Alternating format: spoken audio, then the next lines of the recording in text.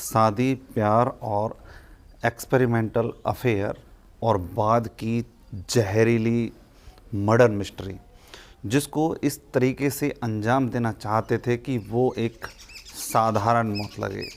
अचानक से एक व्यक्ति के पेट में दर्द होता है और वह अस्पताल पहुंचता है, जहां पर उसकी मौत हो जाती है। उसके जितने भी शरीर के ऑर्गन होते हैं वो सब फेल हो जाते हैं। साथ के साथ उसकी माँ की भी यही हालत होती है और वो भी दम तोड़ देती है। पोस्टमार्टम के बाद डॉक्टर्स भी एक बार इस मामले को देखकर चकरा जाते हैं कि ये एक नेचुरल डेथ है या फिर इनका मर्डर किया गया है। जांच शुरू होती है तो बड़ा ही चौंकाने वाला खुलासा होता है।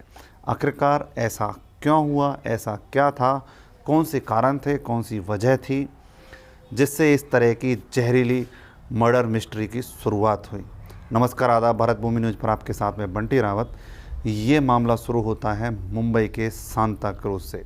वहाँ पर रहने वाला कमलजीत साहा, जिसकी शादी काजल साहा के साथ होती है। शादी से पहले काजल साहा अपने एक दोस्त जिसका नाम हितेश होता है, उसके साथ वह रिलेशन में रहती है, लेकिन परिवार वालों को इस बात की भनक नहीं होती है। परिवार के दबाव में आकर वह कमलजीत साहा के साथ शादी कर लेती है, क्योंकि कमलजीत साहा और उसकी मां के नाम पर एक अंडर गवर्नमेंट कंपनी थी। अंडर गवर्नमेंट कंपनी में उनकी भागीदारी थी, जिसकी कीमत करोड़ों रुपए में थी। अब यहाँ पर काजल साहा को लालच आ जाता है। उधर वह अपने प्रेमी का साथ भी नहीं छोड़ना चाहती थी और इधर वो प्रॉपर्टी के लालच में बुरी तरह फंस जाती है। अब वे दोनों में से किसी को भी नहीं छोड़ना चाहती थी। इस पर वह अपने प्रेमी को अपनी ही कंपनी में नौकरी दिला देती है और शादी के बाद तीनों उस कंपनी में बराबर के भागीदार हो जाते हैं। कमलजीत साहा, उसकी मां सरला और उसकी पत्नी काजल साहा, तीनों की बराबर हिस्सेदारी होती है। इधर काजल साहा अपने प्रेमी हितेश के साथ मिलकर उस पूरी कंपनी पर कब्जा करना चाहती है और अपने प्रेमी के साथ अपनी ज़िंदगी बिताने की प्लानिंग बनाना शुरू करती है। लेकिन उसके पति और उसकी सास के रहते हुए ऐसा करना मुश्किल था। उसकी सास सरला को उस पर शक होने लग जाता है, जिसके चलते वह अब और भी गुपचुप तरीके से अपनी योजना को बनाना तेज़ी के साथ शुरू कर देती है।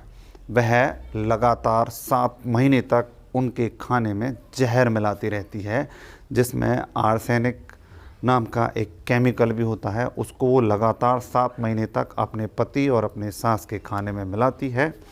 7 महीने बाद अचानक से उनके बॉडी के ऑर्गन ख़राब होना शुरू हो जाते हैं और अचानक से काम करना बंद कर देते हैं, जिसके बाद उन दोनों की अस्पताल में मौत हो जाती है। पाप और गुनाह कितने भी सातिर तरीके से किया गया हो, वो सामने आ ही जाता है, छिपता नहीं है। इधर जब उनके मौत के कारणों की वजह पता लगाने के लिए एफआईआर दर्ज कराई जाती है, क्योंकि सरला देवी का पहले ही पोस्टमार्टम हो चुका था। अब जो कमलजीत साहा था, उसकी बॉडी अभी भी डॉक्टर्स के पास होती है। जब वो उसकी बॉडी में मौत के कारणों का पता लगाते हैं तो देखते हैं कि उसके ना तो बाल बढ़ते हैं, ना उसकी दाढ़ी बढ़ती है। इस पर वह मेटल डिटेक्टर टेस्ट करते हैं। मेटल डिटेक्टर टेस्ट के दौरान पता लगता है कि उसकी बॉडी में आर्सेनिक नाम के तत्व की भरपूर मात्रा है, जिसकी वजह से उसके सारे ऑर्गन खराब हो चुके हैं और उसकी मौत हुई है।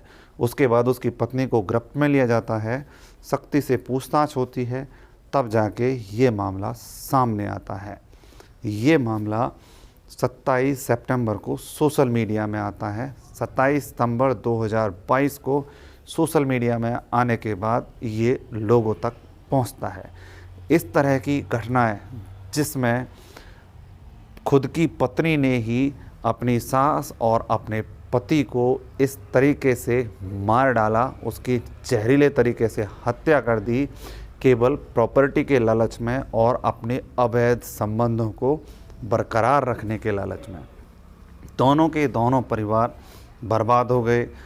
काजल साहा सलाखों के पीछे चली जाती है। हितेश भी सलाखों के पीछे चला जाता है। उधर सरला और कमलजीत शाह दोनों अपनी ज़िंदगी से हाथ धो बैठते हैं। उनका चलता हुआ व्यापार भी बंद हो जाता है। दोनों के दोनों परिवार बुरी तरह बिखर जाते हैं, बर्बाद हो जाते हैं। इस तरह की घटना से हमें सबक लेना चाहिए कि अपना कोई भी कदम बढ़ाने से पहले उसके परिणाम के बारे में सोचें, उसके होने वाले दुष्प्रभाव के बारे में ज़रूर सोचें और ऐसे गलत तरीके की संगतियों और विचारों से बचते रहें, जिससे आप भी इस तरह की आपराधिक मानसिकता का शिकार होने से बच जाएं। इस तरह की घटना को सुनाने के पीछे किसी की भावना को ठेस पहुंचाने का उद्देश्य नहीं है, केवल आपको सतर्क करने का है। सतर्क रहें, सावधान रहें, सुरक्षित रहें। अपने घर में रहते हुए घर वालों पर भी पैनी निगाह जरूर रखें, जिससे इस तरह की परेशानियां आपके जीवन में शामिल ना हो। फिर मिलते हैं इसी तरह की किसी और सच्ची घटना के साथ। तब तक के लिए